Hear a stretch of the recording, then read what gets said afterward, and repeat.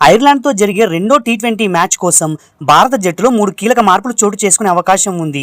మొదటి మ్యాచ్లో 34 పరుగుల తేడాతో ఓటమి పాలవ్వడంతో జట్టు వ్యూహాల్లో మార్పులు చేయాలని క్రికెట్ నిపుణులు సూచిస్తున్నారు. సో ఆ 3 మార్పులు ఏంటంటే, సంజు శాంసన్ స్థానంలో వైభవ్ సూర్యవంశీ. మొదటి మ్యాచ్లో సంజు శాంసన్ విఫలమవ్వడంపై విమర్శలు వస్తున్నాయి.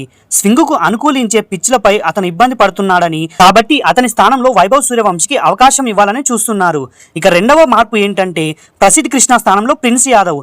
మొదటి టీ20లో ప్రసిద్ధ్ కృష్ణ 4 ఓవర్లలో 57 పరుగులు ఇచ్చి భారీగా పరుగులను సమర్పించుకుంటున్నాడు. అతని స్థానంలో ప్రిన్స్ యాదవ్ను జట్టులోకి తీసుకోవాలని సూచిస్తున్నారు.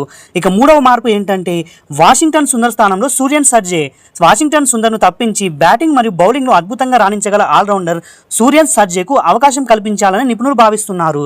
మొదటి మ్యాచ్లో భారత బ్యాటర్లు ఘోరంగా విఫలమవ్వగా అభిషేక్ శర్మ ఒక్కడే 50 పరుగులతో రాణించాడు. సో ఈ మార్పుల ద్వారా మిగతా మ్యాచ్లు గెలిచి సిరీస్ని ఎలాగైనా కైవసం చేసుకోవాలని చూస్తుంది.